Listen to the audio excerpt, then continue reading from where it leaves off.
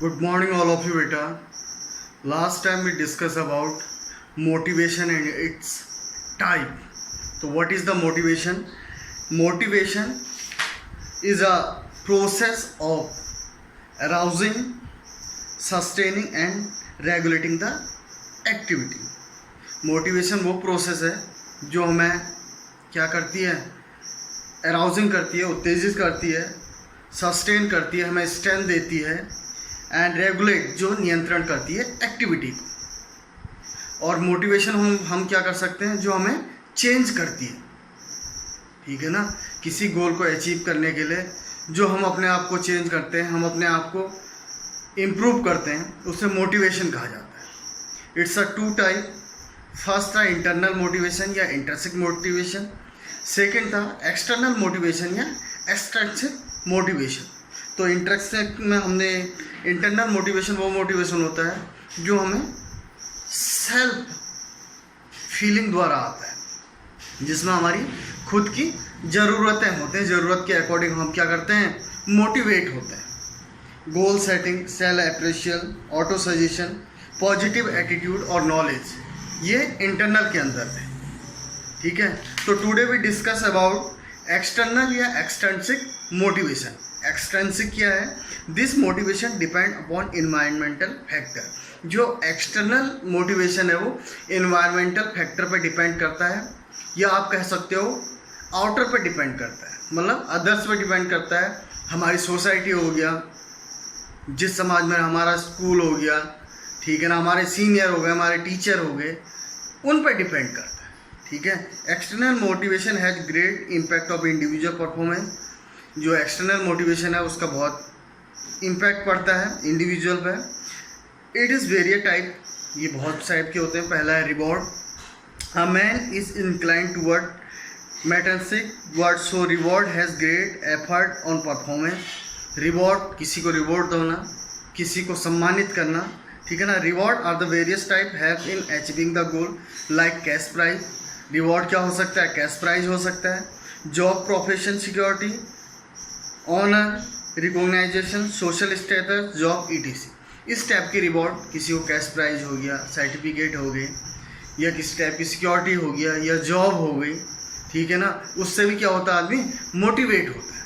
उसके बाद दूसरा punishment. Punishment also part of motivation.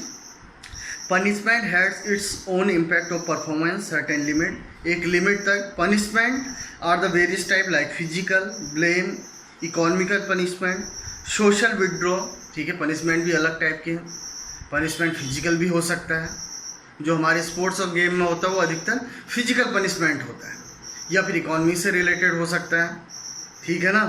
या फिर हो सकता है आप पे कोई ब्लेम लगा दिया जाए, उससे भी आप कि आप नहीं कर सकते हैं, आपकी पे वो काबिलियत नहीं है। आपने फिर सोचा यार मैंने इसको कैसे गलत साबित करना है, आपने उसके लिए क्या किया, फर्दर वर्कआउट किया, हार्ड वर्क किया और उस गोल को अचीव किया।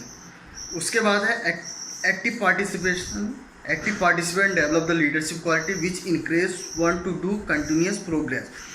एक्टिव पार्टिसिपेशन, किसी गेम में, किसी एक्टिविटी में एक्टिव पार्टिसिपेशन करना, जिससे कि लीडरशिप क्वालिटी क्या होती है, डेवलप होती है। उसके बाद है audio visual aids. In effect learning is more clarity goal with involve large number of sensory organ. दस ऑडियो विजुअल, आपने कोई चीज़ देखी, या आपने कोई मूवी देखी, या कोई मोटिवेशनल स्पीच सुना, उससे भी आदमी क्या होता है, साइकोलॉजिकल मोटिवेट होता है। उसके बाद है test, evaluation and competition. These method help us know our ability, differences and comparison. Test में पता चल जाएगा हमारी एबिलिटी कितनी है। एवल्यूशन का मतलब है गणना करना, आप कौन सी रैंक पे हैं। कंपटीशन में कैसा कर पा रहा हूँ। यदि ये सब चीज़ें होती हैं तो उससे भी एक मोटिवेट होता है, मैं बहुत कम परफॉर्म कर रहा हूँ, या फिर मेरा स्किल, इस स्किल में मैं काम नहीं कर पा रहा हूँ, ये मेरा लूज पॉइंट है, तो उससे भी मोटिवेट होता है। उसके बाद है teaching method. And effective teaching method directly influence for the high performance. Teaching method, पढ़ाने का तरीका, ठीक है ना, टीचर आपको कैसे समझा रहा है, कैसा, वो भी इफेक्ट करता है हमारे मोटिवेशन को। उसके बाद है टीचर प्यूपिल रिलेशनशिप। स्टूडेंट और टीचर का जो रिलेशनशिप है, वो भी इफेक्ट करता है हमारे मोटिवेट को कि टीचर अपने शिष्य को कैसे मोटिवेट कर सकता है। Equipment and surrounding, modern equipment and healthy surrounding act in motivational factor high performance.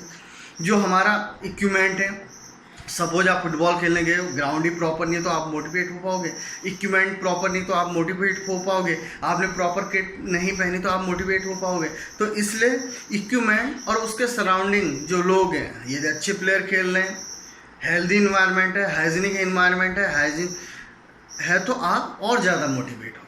तो एक्सटर्नल जो मोटिवेशन या एक्सटेंसिंग मेथड थे, उसमें था रिवॉर्ड, किसी को सम्मानित करना, चाहे कैश प्राइज हो चाहे जॉब हो। उसके बाद पनिशमेंट फिजिकल भी हो सकता है, इकोनॉमिकल रिलेटेड भी हो सकता है, ब्लेम भी हो सकता है, कोई आप पे कोई ब्लेम लगा दे, या आप क्या कैश कुछ कैश से रिलेटेड हो, ठीक है ना, या आपको फिजिकल पनिशमेंट मिले।